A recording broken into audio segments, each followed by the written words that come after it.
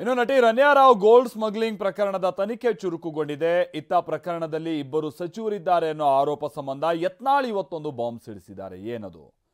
ಆ ಇಬ್ರು ಸಚಿವರು ಯಾರು ಅನ್ನೋದು ನಮ್ಗೆ ಗೊತ್ತಾಗಿದೆ. ಆ ಗೋಲ್ಡ್ ಎಲ್ಲಿಂದ ಬಂತು ಇದು ಗೊತ್ತಾಗಿದೆ. ಹೇಳ್ತೀನಿ ನಾಳೆ ಸದನದಲ್ಲೇ ಅಂತ ಹೇಳಿದ್ದಾರೆ.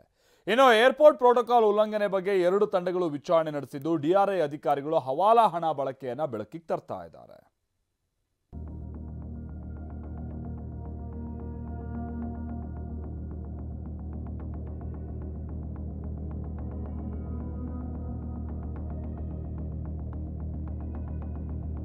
ಗೋಲ್ಡ್ ಸ್ಮಗ್ಲಿಂಗ್ನಲ್ಲಿ ಸಚಿವರಿದ್ದಾರೆ, ನಾಳೆ ಸದನದಲ್ಲಿ ಮಾಹಿತಿ ನೀಡ್ತೇನೆ. ರನ್ಯಾಗೆ ಪ್ರೋಟೋಕಾಲ್ ಕೊಟ್ಟವರ ಬಗ್ಗೆ ಮಾಹಿತಿ ಕೊಡ್ತೇನೆಂದ ಯತ್ನಾಳ್.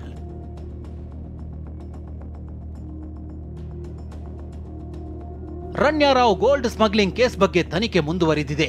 ಇತ್ತ ಚಿನ್ನ ಕಳ್ಳ ಸಾಗಾಟದ ಕೇಸ್ ರಾಜಕೀಯ ತಿರುವು ಪಡೆದುಕೊಳ್ತಿದೆ.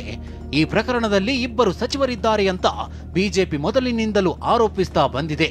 ಬಿಜೆಪಿ ರಾಜ್ಯಾಧ್ಯಕ್ಷ ವಿಜಯೇಂದ್ರ, ಆರ್ ಅಶೋಕ್, ಛಲವಾದಿ ನಾರಾಯಣಸ್ವಾಮಿ, ಪ್ರಹ್ಲಾದ್ ಜೋಶಿ ಸೇರಿದಂತೆ ಹಲವು ಬಿಜೆಪಿ ನಾಯಕರು ಆರೋಪ ಮಾಡಿದ್ರು.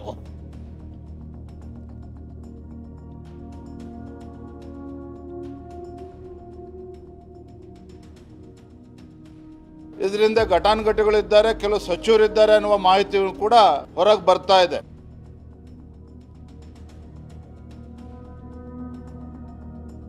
ಯಾರೆಲ್ಲ ಮಂತ್ರಿಗಳು ನಿನ್ನೆ ಡಲ್ ಆಗಿ ಕೂತಿದ್ದಾರೆ ಅವ್ರ ಬಗ್ಗೆ ಎಲ್ಲರ ಸಹ ಗಮನ ಹರಿಸೋದು ಒಳ್ಳೆಯದು. ಕಳ್ತನ ಮಾಡಿದ ಮೇಲೆ ಪೊಲೀಸ್ ಜೀಪಲ್ಲಿ ಕರ್ಕೊಂಡ್ಬಂದು ಮನೆಗೆ ಬಿಡ್ತಾ ಇದ್ರು. ಸರ್ಕಾರನೇ ಇದರಲ್ಲಿ ಭಾಗಿಯಾಗಿದೆ ಅನ್ನೋದು ನಮ್ಮ ನೇರ ಆಪಾದನೆ.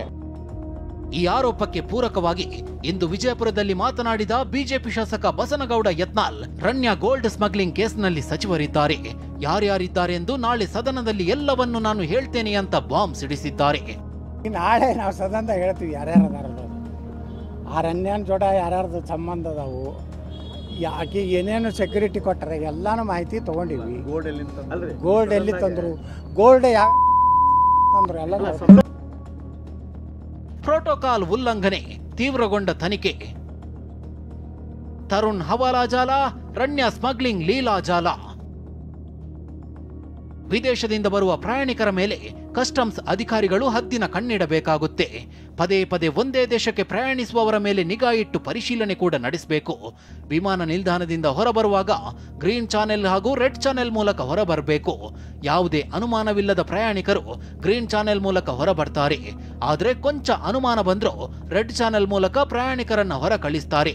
ಅಲ್ಲಿ ಬಾಡಿ ಸ್ಕ್ಯಾನ್ ಮೂಲಕ ಪ್ರಯಾಣಿಕರ ಇರುವಿಕೆ ತಿಳಿಸುವುದು. ಸ್ಮಗ್ಲಿಂಗ್ನಲ್ಲಿ ಭಾಗಿಯಾಗಿದ್ರೆ ಲಾಂಜ್ಗೆ ಕಳುಹಿಸಿ ತಪಾಸಣೆ ನಡೆಸಲಾಗುತ್ತೆ. ಆದರೆ ರನ್ಯಾ ರಾವ್ ಪ್ರಕರಣದಲ್ಲಿ ಈಕೆ ಹಲವು ಬಾರಿ ಪ್ರಯಾಣ ಬೆಳೆಸಿದ್ರು ಗ್ರೀನ್ ಚಾನೆಲ್ನಲ್ಲಿ ಎಂಟ್ರಿ ಆಗ್ತಿದ್ಲು ಎನ್ನಲಾಗಿದೆ. ಆದ್ರಿಂದ ಈ ಬಗ್ಗೆ ಸಿಬಿಐ ಅಧಿಕಾರಿಗಳು ತನಿಖೆ ಕೈಗೊಂಡು ಪರಿಶೀಲನೆ ನಡೆಸಿದ್ದಾರೆ.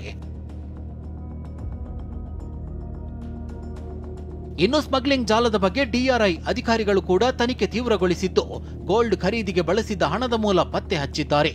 ದುಬೈನಲ್ಲಿ ಗೋಲ್ಡ್ ಖರೀದಿಗೆ ಹವಾಲಾ ಹಣ ಬಳಕೆ ಮಾಡಲಾಗಿತ್ತು ಅನ್ನೋ ವಿಚಾರ ಬೆಳಕಿಗೆ ಬಂದಿದೆ. 2ನೇ ಆರೋಪಿ ತರುಣ್ ರಾಜ್ ವಿಚಾರಣೆ ವೇಳೆ ಭಾರತದಿಂದ ದುಬೈಗೆ ಹವಾಲಾ ಹಣ ರವಾನೆಯಾಗಿದ್ದು ಆ ಹಣದಲ್ಲಿ ಗೋಲ್ಡ್ ಖರೀದಿ ಮಾಡಲಾಗಿತ್ತು ಅಂತ ತಿಳಿದು ಬಂದಿದೆ. ಸದ್ಯ ರನ್ಯಾ ರಾವ್ ಗೋಲ್ಡ್ ಸ್ಮಗ್ಲಿಂಗ್ ಜಾಲದ ಬಗ್ಗೆ 3 ತನಿಖಾ ತಂಡಗಳು ತೀವ್ರಗತಿಯಲ್ಲಿ ತನಿಖೆ ನಡೆಸಿದ್ದು ಏರ್ಪೋರ್ಟ್ ಅಧಿಕಾರಿ ಸಿಬ್ಬಂದಿಗೂ ಟೆನ್ಷನ್ ತಂದೊಡ್ಡಿದೆ. ರಾಚಪ್ಪಾಜಿ ನಾಯಕ್, ಟಿವಿ9 ಬೆಂಗಳೂರು.